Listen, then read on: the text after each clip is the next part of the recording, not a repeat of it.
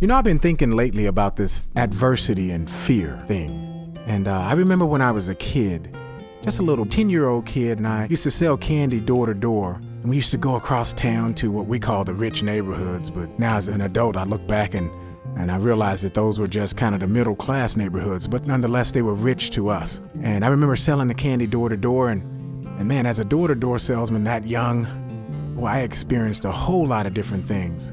Being chased by dogs, being chased by people and humans and chased off and cussed out and all kinds of stuff that went on when I was that young. But man, I sure developed a thick skin and some resilience at that young age. I used to sell everything in my box from candy to super scrubbers and oven mittens and scented candles. I mean, we were loaded down in those big boxes, and we actually used to do quite well. I remember this one incident where I encountered this fear thing face to face. Something happened that really surprised me. I was at this door and it was no different than any other house. The only catch was at this particular house, the porch area was enclosed. So there was only one way in and one way out of it. It was a pony wall type of wall that was around the porch that had a planter inside of it. And it was a brick house, which in these neighborhoods, most of the houses are made of brick. And so I'm here in this enclosed area. And so I reach up and I ring the doorbell and I hear this dog bark come out. Woof, woof, woof. And so as a kid, I remembered we could always tell what size the dog was just by the sound of the voice of the dog. And this was like a really deep woof, woof, woof. And so I immediately associated that with a rather large dog. And so what I had learned in the past is that if the person has a screen door, the first thing you want to do is you put your foot up against the screen door. So when the owner opens the door, oftentimes to speak to you, it'll make it tougher for the dog to come by them, squeeze out, and come out and get you. And I learned that the hard way growing up that young. So what I did is I rung the doorbell and I put my foot by the door and I hear the dog.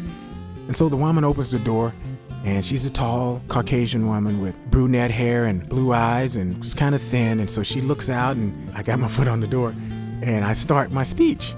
And I'm just going through my speech here and she's looking at me. And all of a sudden I noticed that the dog barking stopped. But I didn't think much about it. But then about 30 seconds later into my speech, have you ever heard cleats on concrete or dog's claws running on concrete? Well, that's what I heard coming from my left. And the look on her face went from looking at me to looking off to the side of me, and her eyes got really big. And so as a kid, I associated those big eyes with that sound of cleats hitting the concrete with that big dog must be coming after me. So I immediately turned around to see that this dog is charging at me, and he's like in that low rumble voice where he's,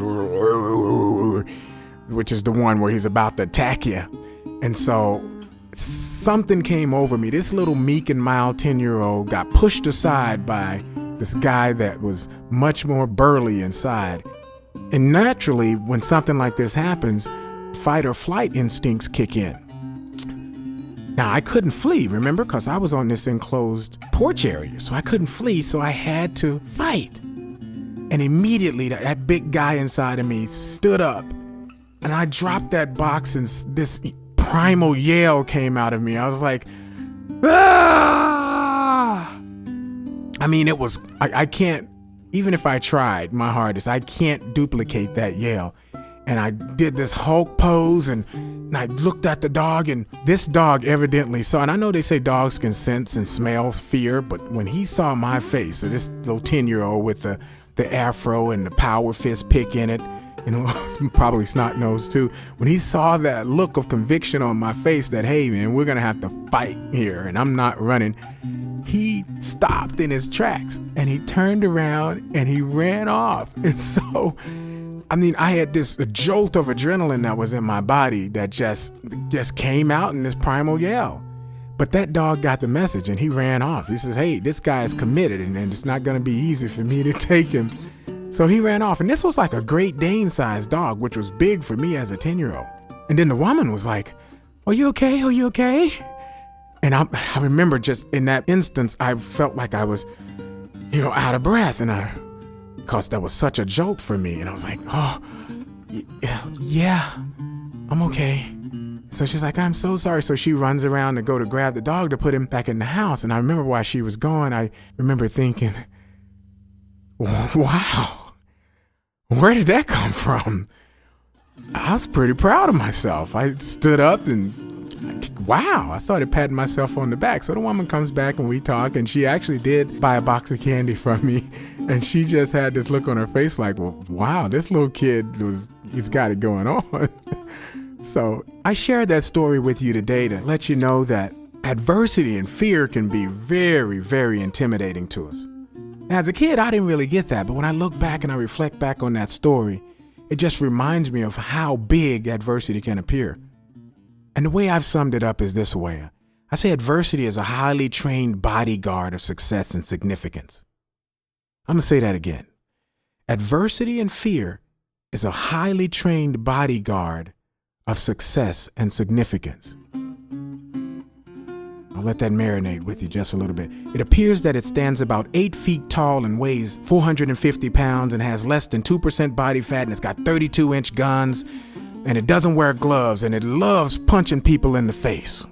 It's got this menacing look in it, and it can often be found growling and barking at individuals who attempt to come within striking distance of its employer's success and significance.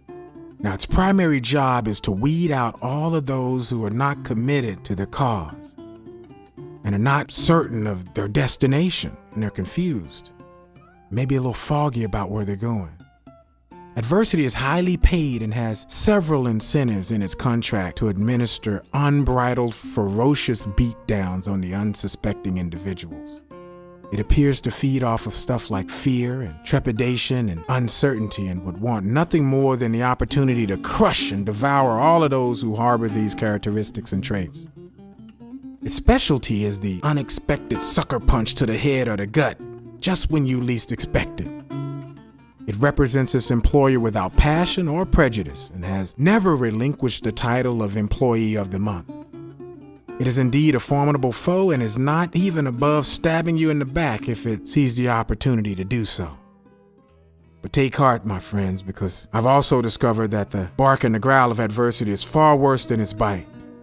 Its kryptonite appears to be focus and determination and persistence and just simply having a no-quit attitude.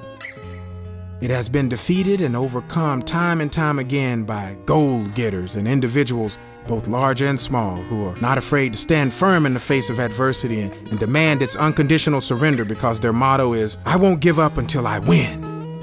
I won't quit until I reign victorious in this circumstance. You see, adversity cannot stand such words and conviction and certainty. It cowers away in the face of such statements of commitment.